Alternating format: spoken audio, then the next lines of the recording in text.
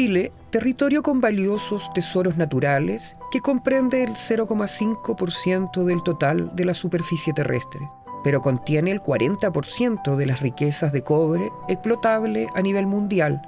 Así fue hasta el año 2003. Chuquicamata era la mina más grande del mundo, ¿sí? Atajo abierto. Y el Teniente era la mina más grande del mundo subterránea, ¿sí? Y eran dos grandes yacimientos de muchísimo valor y administrados, digamos, por empresas norteamericanas. Chile, país minero. Primero fue el guano, luego el salitre, posteriormente el cobre, ahora el litio. Independientemente del periodo histórico, diversas riquezas siempre se han mantenido en bolsillos extranjeros. Hay que decir, digamos, de que acá en la zona se conoce muy bien lo que fue, por ejemplo, la crisis del guano. Estos territorios que antiguamente fueron bolivianos tenían una gran riqueza en lo que era el guano de las aves. Eso fue, digamos, también motivo de atrayente para trabajadores chilenos, ¿no es cierto?, que en definitiva vinieron a trabajar, grandes concentraciones de trabajadores. Entonces, tuvo el guano, después tuvo el salitre, ¿no es cierto? Después de la guerra, ¿no es cierto?, que nosotros hablamos de la guerra del Pacífico, ¿no es cierto?, pero que en el mundo se conoce como la guerra del salitre. Esos capitales, ¿no es cierto?, en este caso ingleses, propiciaron una guerra, ¿no es cierto?, entre países hermanos, favoreciendo, ¿no es cierto?, la apropiación por parte de Chile de estas provincias, ¿no es cierto?, que eran bolivianas. El salitre, entonces, la guerra del salitre, o la guerra del Pacífico, como la conocemos en la historia de los chilenos, logró que los ingleses se apropiaran del salitre, del guano, del ferrocarril, del agua, etc. Posterior a la Guerra del Pacífico, se incorpora Antofagasta y Tarapacá a territorio chileno. Propietarios y productores del salitre desvalorizan certificados salitreros peruanos, paralizando de esta forma las faenas.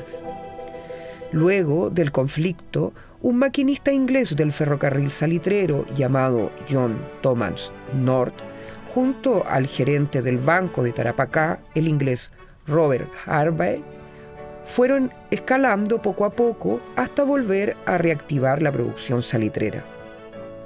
En un acuerdo mutuo, Mr. Harvey le otorgó créditos a North emitidos desde el Banco de Tarapacá para adquirir a bajo costo un certificado salitrero.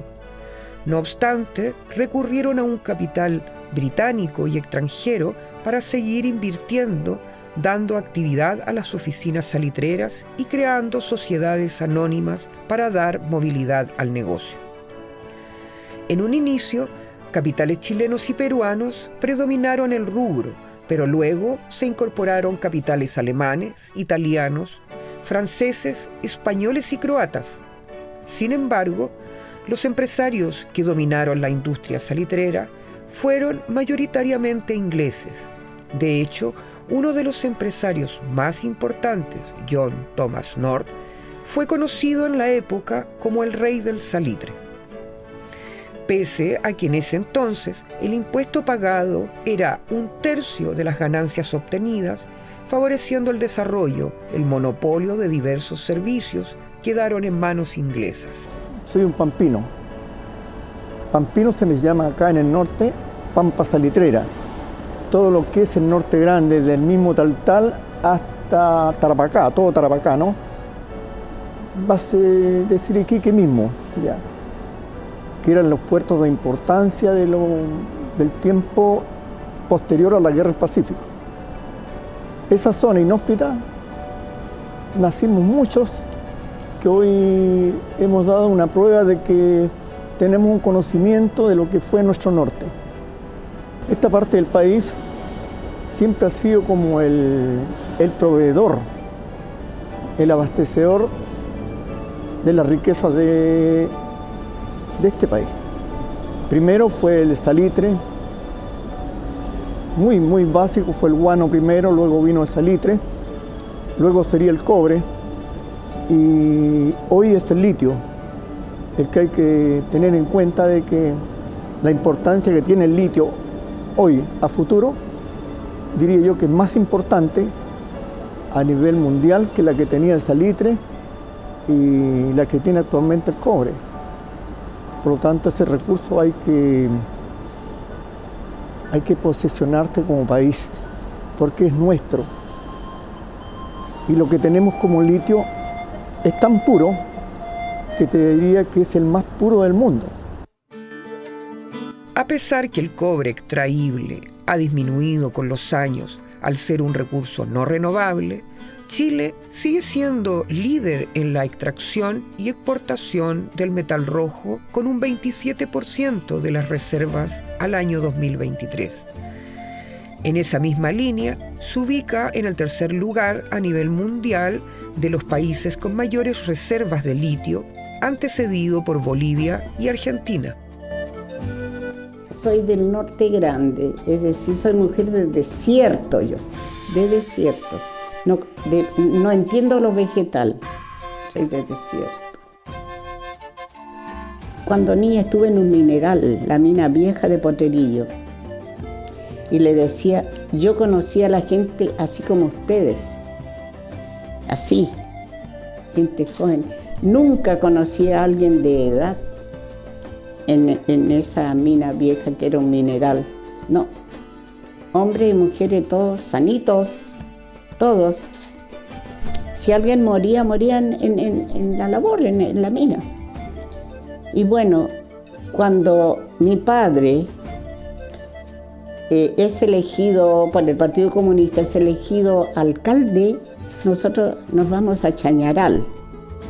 Y esa fue la única vez, o sea, quedé así, que yo vi a una persona discapacitada, que vi viejos, por supuesto, porque en los minerales necesitan gente joven, que tengas todo para dar. ¿Para qué quieren un viejo? ¿Para qué quieren un discapacitado si no le va a producir? Eso lo entendí después, lo entendí.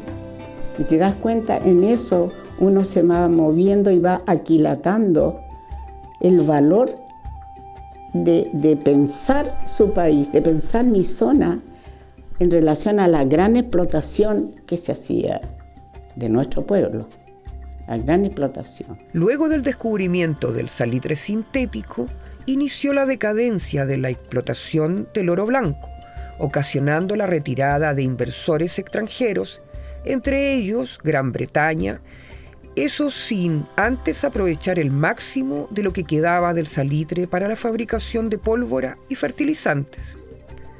Chile es rico en diversos metales y minerales, por lo que la caída del oro blanco no fue un impedimento para que el país siguiera creciendo. La industria del cobre durante los primeros 200 años de conquista fue pequeña. La extracción del metal rojo en este territorio data antes de la llegada de los españoles. En los años 60, cuando hubo la reforma agraria, se repartieron varias tierras. Mi familia originalmente era de Illapel, la familia paterna. Y en Illapel se acabaron las tierras que se estaban repartiendo.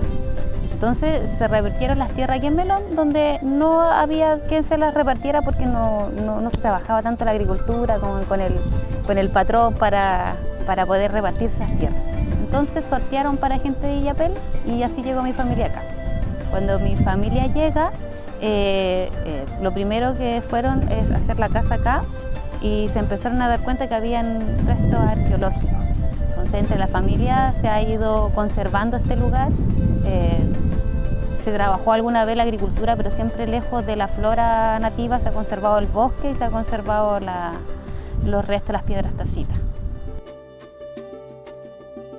Recién en 1820 se consolidó la minería del cobre y con el incremento de la industria de la electricidad adquiriendo gran relevancia en el mercado internacional.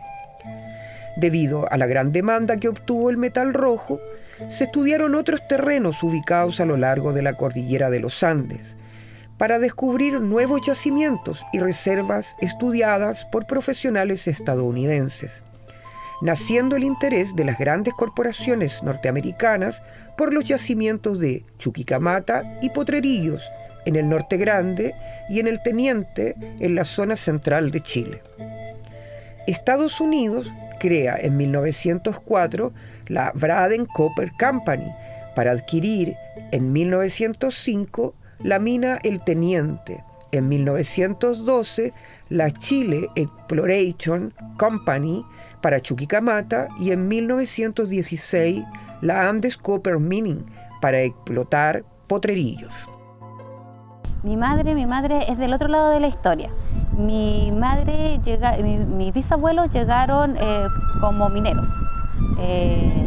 Mis bisabuelos, mi bisabuela es de apellido Pous. Ellos eran extranjeros que se les prometió, que vinieron en un barco y se les prometió que venían a llegar a tierras ricas a trabajar la minería.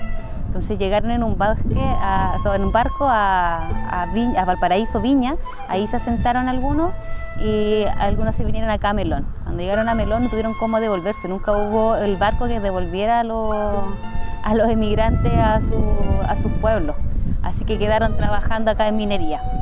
Mi abuela se casó aquí y vivió en el cobre hasta la tragedia del 65 cuando cae el relave y llega la Villa Disputada. Así que tengo los dos lados de la historia, tanto de cómo llegaron los extranjeros engañados a trabajar la minería y cómo llegaron después las otras personas con la reforma agraria y cómo se empezó a cambiar la tierra. A fines de la década de 1920, El Teniente, Potrerillos y Chuquicamata representaban el 93% de producción cuprífera nacional y el 16,7% de la producción mundial.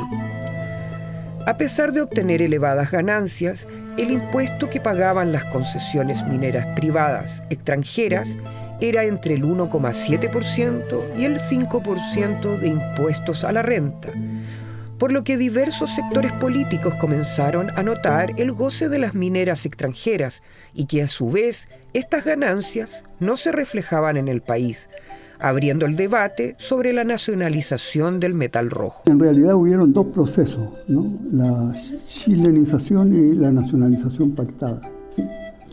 La chilenización fue reconocido por la propia democracia cristiana que fue un error y por lo tanto fracasó. Y después la nacionalización pactada también fracasó y ha sido reconocido por algunos importantes dirigentes de la democracia cristiana, o sea, entre ellos Radomiro Tomic. Por eso él después lleva la nacionalización completa. ¿Y por qué? Porque las empresas quedaron siendo administradas en lo fundamental por las empresas norteamericanas. Pero Estados Unidos hizo una cosa muy importante en ese sentido, que fue hacer que el Partido Nacional, ¿no es cierto?, que se había unificado Partido Conservador y Partido Liberal, prácticamente dejara de ser la coalición dominante de la derecha y recanalizaron todos sus esfuerzos, ¿verdad?, hacia la democracia cristiana y negociaron con la democracia cristiana y con Frei un programa, ¿verdad?, en donde si bien admitían una mayor injerencia del Estado chileno, porque ellos sabían de que eso era inevitable lo que eso iba a ocurrir, pero se las ingeniaron para reducir la amplitud de este programa y lograr aquello que se llamó en Chile la chilenización del cobre, como algo opuesto a la estatización del cobre que se lograría, ¿verdad?, finalmente con el gobierno de Salvador Allende. O sea que, para simplificar, evidentemente Estados Unidos estuvo permanentemente monitoreando la situación en Chile y sobre todo monitoreando, ¿no es cierto?, lo que se podía hacer con el cobre en Chile. El expresidente Frei Montalva llevó a cabo su programa de gobierno Revolución en Libertad, con el que buscaba priorizar el desarrollo económico, la educación, la justicia social, participación política y la soberanía popular. Implementó la reforma agraria y la chilenización como medidas transformadoras para la población chilena. En 1967 se aprueba la ley número 16.624, la ley de la chilenización, que consistió en crear sociedades mixtas con las transnacionales, quedando en manos del Estado el 51% de la administración de los yacimientos, y de esta manera fomentar la producción, la refinación y la manufactura del cobre. Si bien Chuquicamata o El Salvador aumentaron sus impuestos a un 52% y 50% respectivamente, sus dueños no accedieron a crear sociedades mixtas con el Estado chileno, ocurriendo lo mismo con Anaconda, mina subsidiada por Andes Copper Mining, y la Chile Exploration. La chilenización no tuvo éxito completo, lo que llevó a la renegociación con las transnacionales para lograr obtener el 51% de las empresas norteamericanas, especialmente la Anaconda, estableciendo que las sociedades mixtas comenzarían sus operaciones el 1 de enero de 1970, otorgando el 51% de las acciones a Codelco. A esta etapa se le denomina la nacionalización pactada. La nacionalización propiamente tal del cobre, o sea, con la reforma constitucional, es el 11 de julio de 1971. Previamente, durante los últimos años, como los dos candidatos y además, o sea, la nacionalización del cobre ganaba mucha fuerza en la sociedad chilena, y los dos candidatos anunciaban, digamos, la nacionalización del cobre, las empresas lo que hicieron fue tratar de obtener el máximo de utilidades, ¿sí? O de ganancia, que bueno, lo mismo. Y eso en una empresa minera se puede hacer con cierta facilidad, ¿sí? Porque se pueden desplazar de frentes de producción con baja ley del mineral a frentes de producción con elevada ley del mineral. De tal manera de que el resultado sea sacar muchísimo más cobre que antes, que había una combinación de leyes bajas y leyes altas. Entonces, elevando el promedio, y eso se le llamó floreo de mina, ¿sí? Es como sacar las flores o las mejores flores de un jardín, ¿no? En 1970, 2 de los 3 candidatos presidenciales tenían como propuesta la nacionalización total del cobre. Rodomiro Tomic, por la Democracia Cristiana, y Salvador Allende, por la Unidad Popular. Ambos candidatos eran conscientes que la industria minera debía ser controlada en su totalidad por el Estado y el pueblo chileno. Casi en su totalidad entendía los beneficios de ello y sin miramientos políticos respaldan la idea. Salvador Allende obtiene el triunfo con una mayoría relativa de un 36,2% de los votos, siendo ratificado por el Congreso Pleno. Ellos hicieron el floreo de mina, que el primero que lo denunció como, no sé si el primero, pero la persona más importante que lo denunció como personaje chileno político fue Rodomiro Tomic. Y además también él denunció que en este periodo hubo, a partir del floreo de mina, ¿sí?, unas ganancias enormes de las empresas, ¿sí? En esa época se hablaba que el valor de las empresas era más o menos 600 millones de dólares. Pero ellos, o sea, en un periodo corto de tiempo, tuvieron ganancias adicionales de 600 millones. La nacionalización del cobre, junto con la profundización de la reforma agraria, fueron las principales medidas económicas realizadas por el expresidente Allende. En la minería, su principal misión era que el Estado controlara el cobre con la participación de organizaciones sindicales y trabajadores para evitar cualquier tipo de sabotaje. El proyecto de reforma constitucional para la nacionalización es efectuado por el grupo designado del expresidente, el ministro de Minería, Orlando Canturias, Vicepresidente de Codelco, Max Nolf, subsecretario de Minería, Hernán Soto, el asesor de Allende, Jorge Arrate, y el abogado Eduardo Novoa. A mí me da la impresión de que en ningún país, ¿sí? Ningún país del mundo, exista una legislación que evite la soberanía nacional sobre los recursos naturales. ¿Sí? Más aún, es posible que los países centrales, como está sucediendo ahora, por ejemplo, con el litio, y también con el cobre, no quieran reconocer la soberanía nacional sobre los recursos naturales. Pero existe una disposición de Naciones Unidas anterior a la nacionalización, acuerdo que debe regir para todos los países y que señala, ¿sí?, casi textualmente, que los pueblos tienen el derecho a la soberanía nacional sobre los recursos naturales. Tanto habla de los países y los pueblos, ¿sí?, y que debe ser explotado en beneficio de la nación que tiene soberanía sobre esos recursos.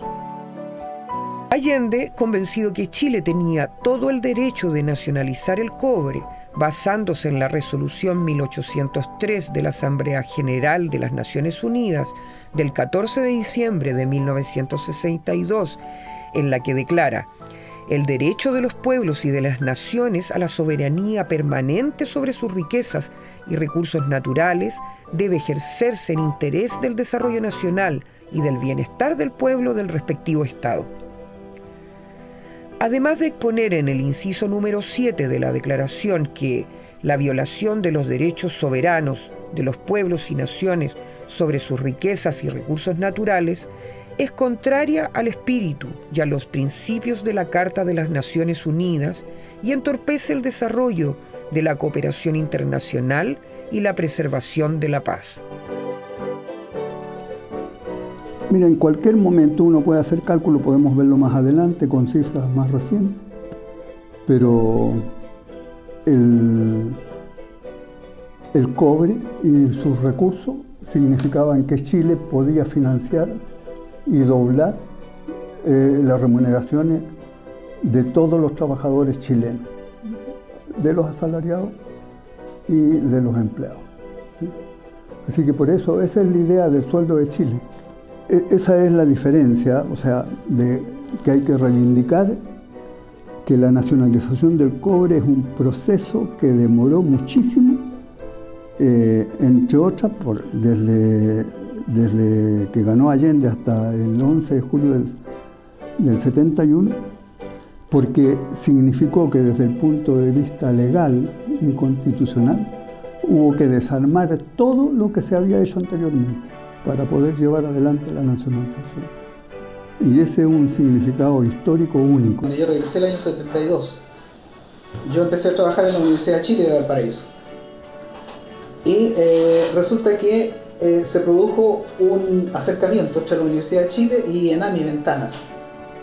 ¿Qué es lo que quería Enami Ventanas? Que algún investigador de la Universidad de Chile de Valparaíso se acercara para trabajar haciendo algunos proyectos conjuntos que tenían que ver con el Centro de Investigación Minera y Metalúrgica de Santiago, Enami Ventanas y la Universidad de Chile. Entonces el jefe del director del departamento de química me pidió a mí, yo estaba recién llegado a la universidad, me dice: tú que tienes energía y estás jovencito, ¿por qué no te acercas y ves qué es lo que están ofreciendo en Enami Ventanas? Y partí a Enami a entrevistarme con el jefe de laboratorio. El jefe de laboratorio se llamaba, o se llama, ojalá que no se haya muerto, Juan Cabrera Sagner. Es un ingeniero químico espectacular, una persona que realmente me enseñó muchísimo.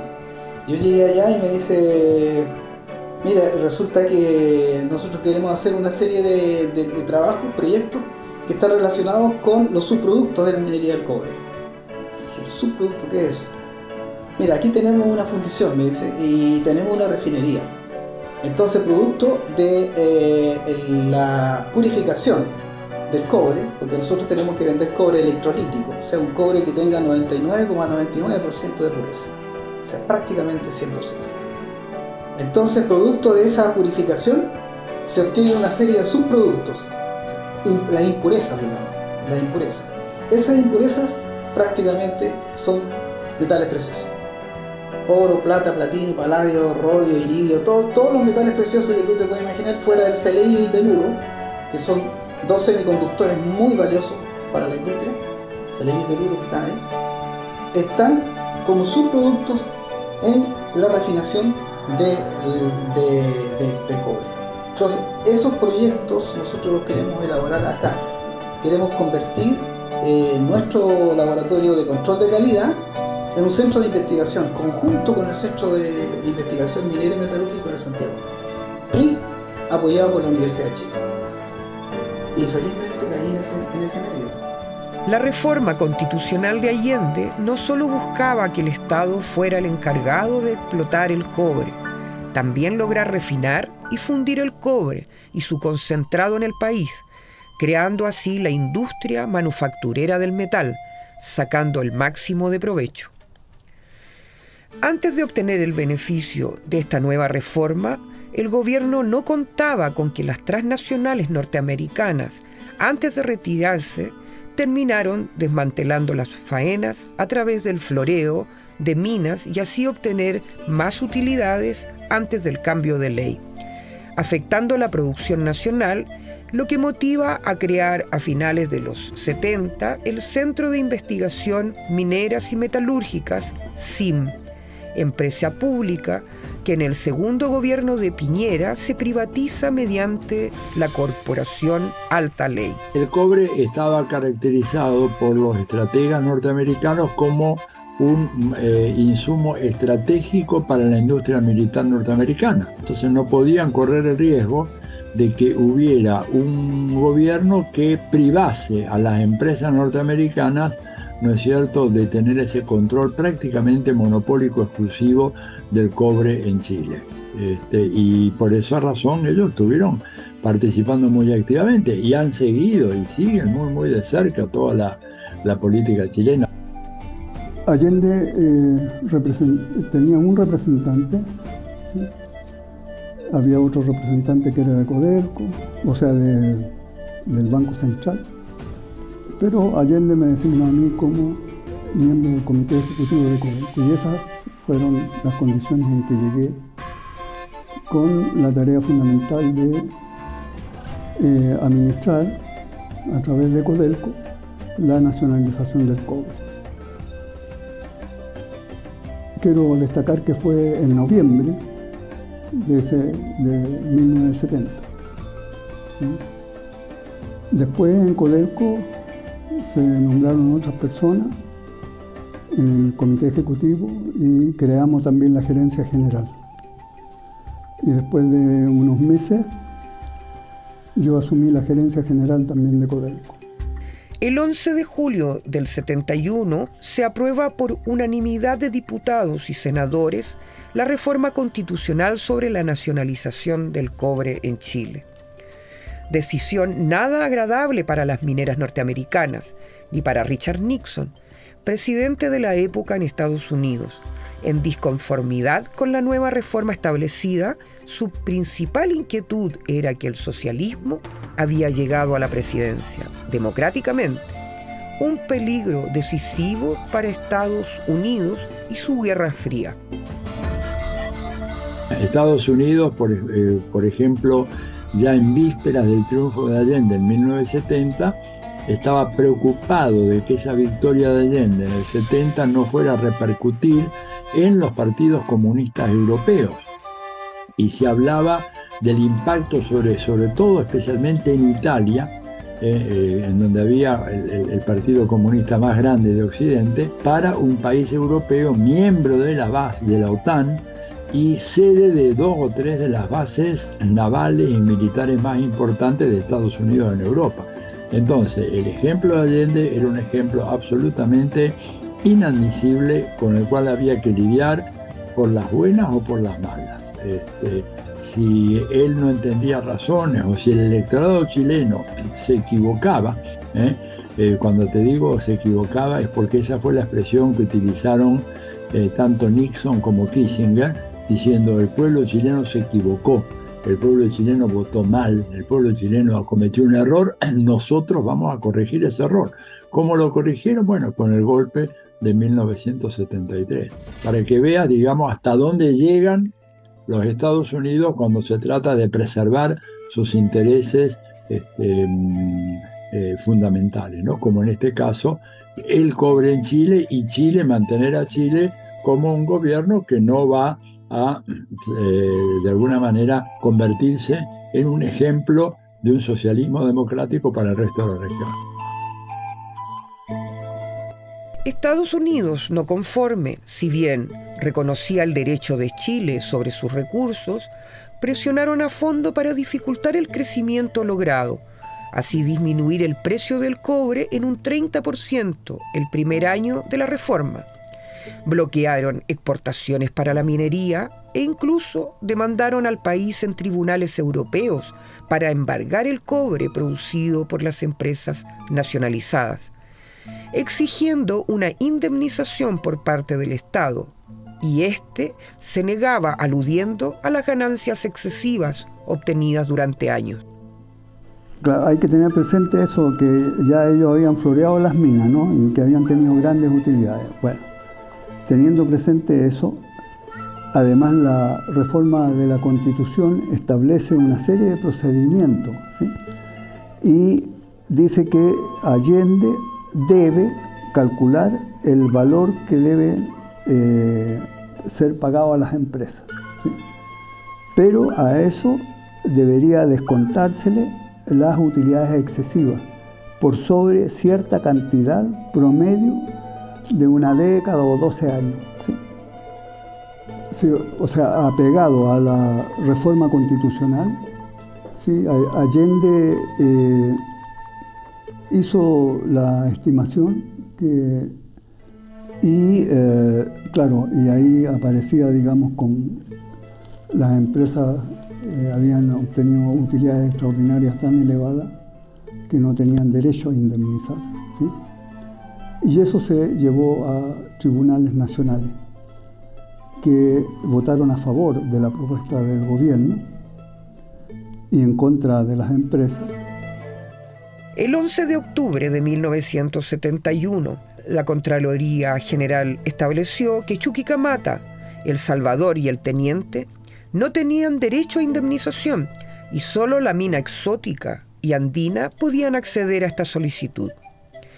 Kennecott, empresa americana que tenía el dominio del Teniente, logró mediante un tribunal en Nueva York embargar parte de los bienes de Codelco y llamó a no comprar el cobre chileno. En esa misma línea, Estados Unidos limitó créditos y ayuda financiera a Chile, comenzando el bloqueo económico mediante el Export-Import Bank, quien informa al país que no sería elegible para préstamos y cancelaría garantías a los bancos comerciales estadounidenses y exportadores que hicieran negocios con Chile. El gobierno de Allende no recibió préstamos del Banco Mundial entre el 1 de julio de 1971 y el 30 de junio de 1973.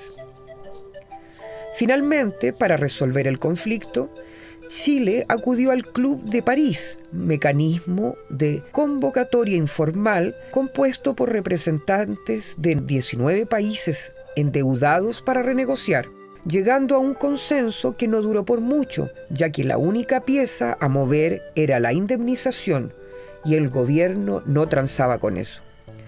La última instancia era recurrir a la Corte Internacional de La Haya, pero el golpe de Estado del 11 de septiembre de 1973 terminó con todo. Hace unos pocos meses atrás estuvo en circulación, estuvo por América Latina, visitó Argentina, Chile, varios países, la jefa del Comando Sur, la generala Laura Richardson, ¿verdad? Y ella dijo, ¿no es cierto?, hizo toda una proclama de que América Latina y Estados Unidos son parte de un vecindario común. Dijo textualmente que en ese vecindario hemos convivido armónicamente durante 200 años, fíjate lo que dijo, eso así textual, y que en ese vecindario tenemos, dijo, grandes recursos que tenemos que cuidar. Son nuestros recursos, o sea, el cobre y el litio, por ejemplo, en Chile o en Argentina, o el hierro en Brasil, o cualquier otro mineral de importancia, u otro bien de importancia como el agua, ¿no es cierto? Hoy en día hay un nuevo ALCA en funcionamiento, que de alguna manera lo dio a entender esta señora, cuando dijo, tenemos agua, tenemos litio, tenemos cobre y tenemos alimentos.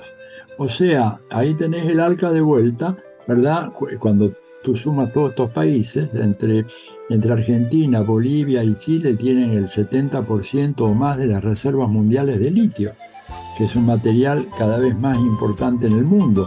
Hay cobre, hay agua, hay alimentación. Bueno, ella dice, tenemos que cuidar eso, son nuestros bienes, y dijo, no tenemos que pedir, tenemos que impedir que vengan a esta región, que se introduzcan en este vecindario personas ajenas, ¿verdad?, que quieren apoderarse de lo que es nuestro. Y dijo, para que no te quede ninguna duda, habló de China, de Rusia y de Irán. En Chile, la Operación Cóndor es aplicada por Estados Unidos en Latinoamérica, donde fuerzas militares entrenadas en la Escuela de las Américas introducen el modelo neoliberal, de esta forma asegurar la fidelidad de la región a esta potencia en plena Guerra Fría.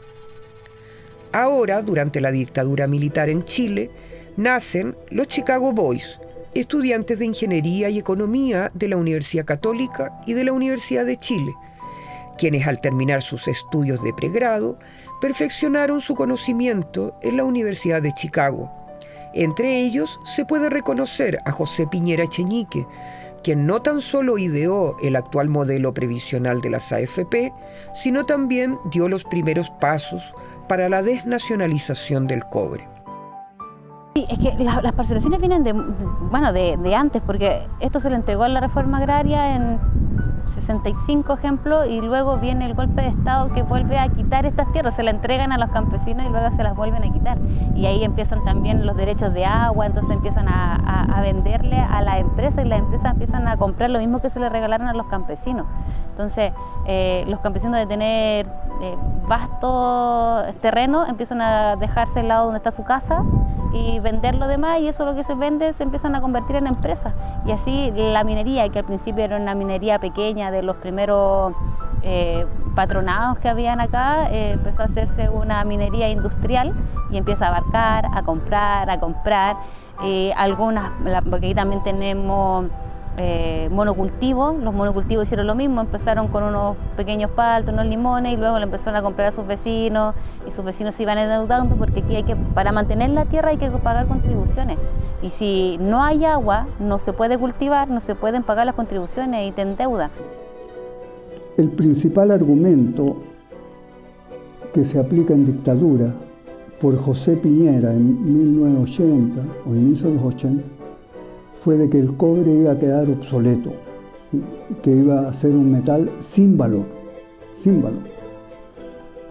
Y por lo tanto, Chile tenía que explotar el cobre en el menor tiempo posible y en la mayor cantidad. ¿Sí? Y que eso no lo podía hacer el Estado, porque el Estado era subsidiario, no podía. Y que no habían capitales chilenos que podrían hacer eso. Y lo único eran las grandes mineras extranjeras. Y para atraer a las grandes mineras extranjeras, lo que hizo José Piñera, y a partir de que el cobre iba a quedar obsoleto, algo sin valor, cambió un elemento esencial de la Constitución, que es que Chile podía hacer concesiones, pero a la palabra concesión le agregó concesión plena y la definió como mejor que la propiedad privada. Entonces, eso es para entregar los yacimientos nuevos en forma gratuita a las empresas extranjeras. O sea, que para ellos constituyó, digamos, un gran atractivo. Y por eso era uno de los elementos por los cuales vinieron, digamos, en forma masiva a invertir en Chile. Y además, no bastaba eso, sino que también una especie de seguro para que no hubiera en el futuro una nacionalización, ¿sí? Porque la Constitución chilena permite la nacionalización, ¿sí? Y después vamos a ver eso.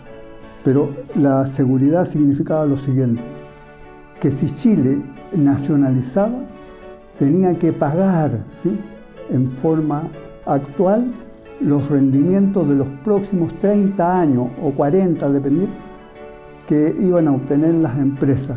Entonces, para quebrar eso, o sea, realmente hay que demostrar, y se ha demostrado, o sea, por varios juristas constitucionalistas, de que la desnacionalización del cobre es un proceso completamente anticonstitucional. Tal como está establecido en el actual Código de Minería, el Estado tiene el dominio absoluto, exclusivo, inalienable e imprescriptible de todas las minas, comprendiéndose en estas las cobaderas, las arenas metalíferas, los salares, los depósitos de carbón e hidrocarburos y las demás sustancias fósiles, con excepción de las arcillas superficiales. A pesar de ello, los yacimientos de cobre que fueron nacionalizados entraron en un proceso de desnacionalización, ya que supuestamente peligraba de quedar obsoleto, pasándolas a transnacionales por medio de un convenio contrario a lo establecido en el Código de Minería, denominado concesión plena, pasando a manos privadas de forma gratuita e indemnizadas por los años de pérdidas, logrando finalmente revertir lo que el gobierno de Allende se defendió en esta materia. Debe señalarse que la nacionalización del cobre significó que Codelco, ¿sí?, era el dueño y productor del 100% del cobre de la gran minería, ¿sí? Ahora, con la desnacionalización, eso ha significado que Codelco ha disminuido su participación en la producción mundial a 30%, y el 70% lo tienen las empresas extranjeras. O sea, el Codelco no ha sido desnacionalizado, sino lo que se ha desnacionalizado son los nuevos y ricos yacimientos, ¿sí? Eso es... mira, las ganancias de un año, en documentos anteriores tenemos, no sé, las ganancias en el 2012, por ejemplo, fueron iguales, ¿sí?, a todas las inversiones desde 1990 hasta, incluso de 1990 hasta el 2012. Y ahora hacíamos unos cálculos en la mañana que las ganancias del 2021 equivalen al total de las inversiones de estas empresas desde 1990 hasta el 2021. ¿Sí? O sea que las inversiones que ellos han realizado o sea, en un año han recuperado el capital invertido en forma neta, ¿sí?, durante, no sé, muchísimos años. A ver, 31 años. Codelco disminuyó su propiedad en la minería y su producción en más de un 50% desde la desnacionalización. Su impuesto a la renta es más elevado que el de la minería privada. Ahora, el Centro de Estudios Nacionales de Desarrollo Alternativo Senda de Chile publicó en uno de sus informes que entre junio del 2021 y junio del 2022 la estatal Codelco produjo el 30% del cobre anual del país y contribuyó con el 7,6% de los ingresos por impuestos a la minería, mientras que el sector privado extrajo el restante 70% y aportó con el 5% de los ingresos fiscales, 5% establecido por el Servicio de Impuestos Internos a las transnacionales sobre sus ganancias.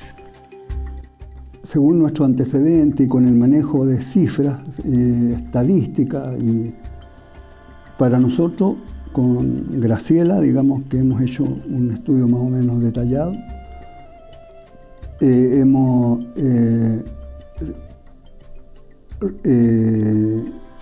afirmado de que el cobre, la nacionalización, fue la principal medida económica en el siglo pasado, ¿sí? Desde todo punto de vista, ¿sí? Y fue muy significativo, ¿sí? Y entonces eso es muy importante porque es la principal medida económica, social y política del siglo pasado.